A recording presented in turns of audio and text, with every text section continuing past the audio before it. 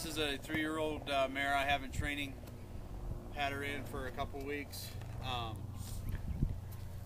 She's a little bit jumpy today. I'm going to show you just some things that I do with a horse that's quite jumpy with a bridge and a tarp. I don't know if I'll actually get through it all today, but this is her first ride out. She's just kind of jittery and not real confident. So I'm going to talk you through a little bit what I do. My daughter's out here running around and stuff, so all of this will help just get her some confidence. The people that own her just want a good safe horse. So what we're going to work on is seeing if I can get her at least to go up to the bridge and see how close we can get to this tarp. She's terrified of it right now. So first thing I'll do is kind of just point her in the direction.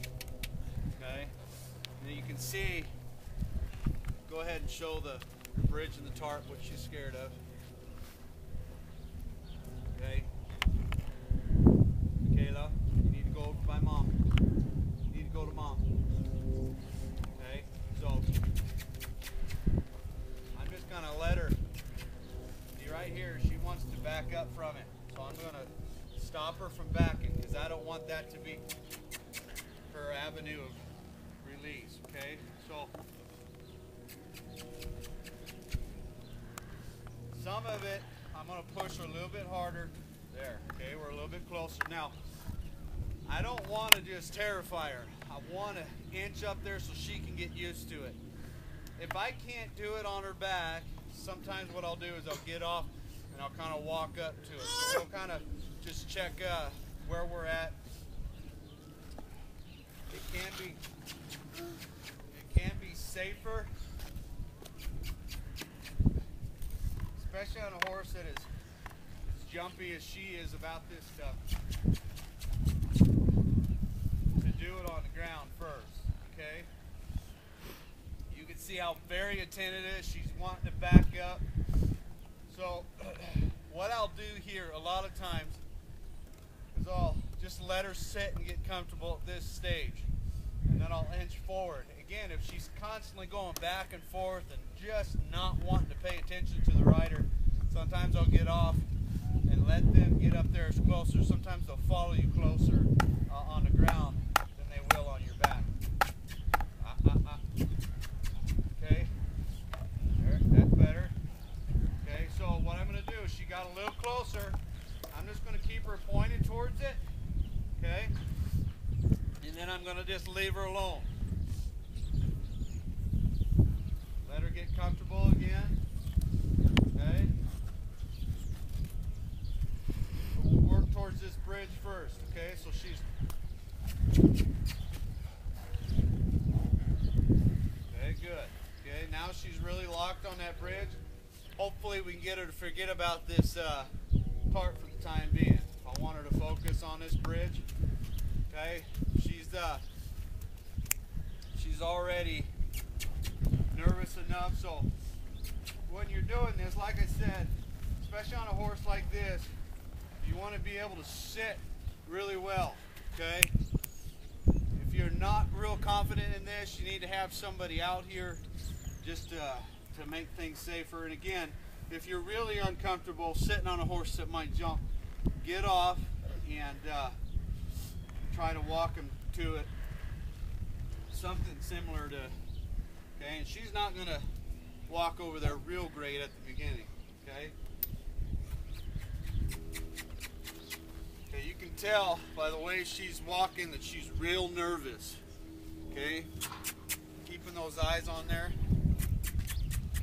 Okay, now I can let her know that all of this stuff is okay before. Now, if I was riding her, I probably couldn't get her this close, this quick. Okay, so this will really help. You don't always have to ride your horse to get him over an obstacle at the beginning. You want to do things safe and the most effective for your horse. just because you're a good rider and a good hand doesn't mean always that you need to ride your horse up to everything. This is really good, okay? And if I can get her to come up there here and accept this quietly, okay? She was back here, she's really nervous. So she's not accepting it quietly, so I'm going to get off and say, can you accept this with me over here? And then what we'll do is once she accepts that, then we will work on doing it on the ground. Okay, all of this is good. Let them sniff it.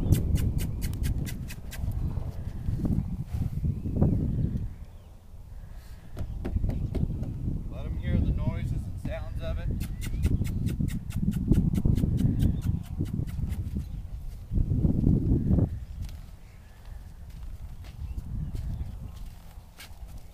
Okay. Again, we're working with a bridle here, so we got to be a little careful you don't hurt their mouth pulling on them.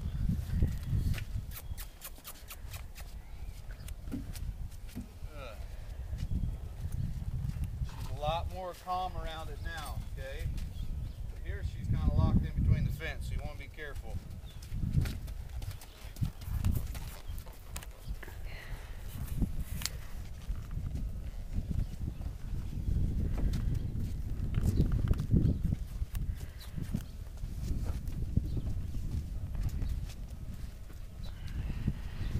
Do this as well, you know, obviously with a halter and a lead rope.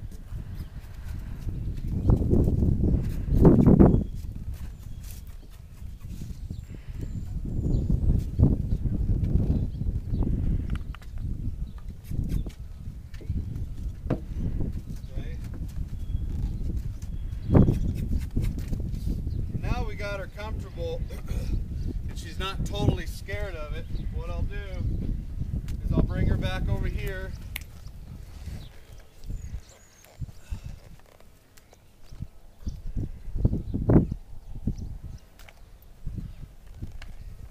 Kind of like we forgot about it, okay? Walk her over here, make sure she's listening to me, okay? I'll just turn her right back around and we'll see how close we can get now with riding. Okay. Again, you always want to be cautious and sitting on her good. Okay.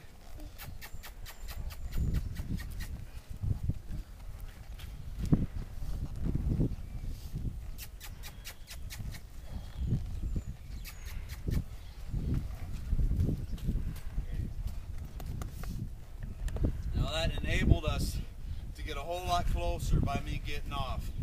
You repeat the same thing with the tarp or anything that's scary.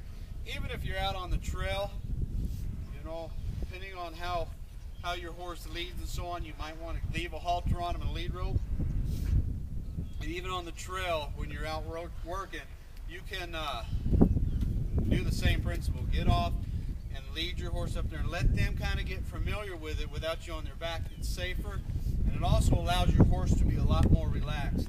As you can tell, when we started the video, we started way back here and she had her ears perked and really nervous. Now she's standing right next to it. So today this is a good session. Tomorrow we can build on it and then build on it until eventually we go over this bridge without much of a issue at all. So those are just some of the techniques that I use even at early stages. When you're starting your colts and starting young horses, you want to give them something to stimulate their mind. And this is really good for them. So if you use those principles in getting off and keeping your horse as calm as possible, it'll really help you to achieve these obstacles that might scare your horse when you're on their back.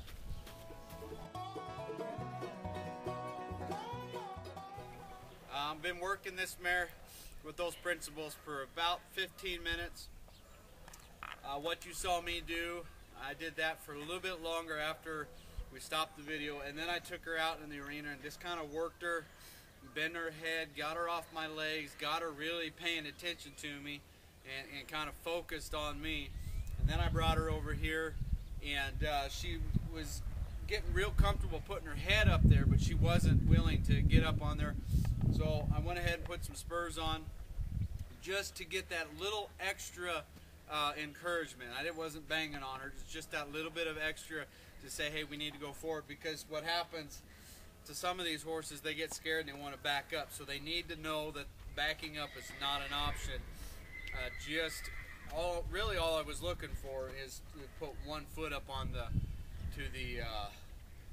bridge, and then we'll work from there. So like I said, this is about 15 minutes in working her, turning her around out in the arena there, and just getting her kind of paying attention to me and stuff. So we'll walk her up here, okay, point her at it.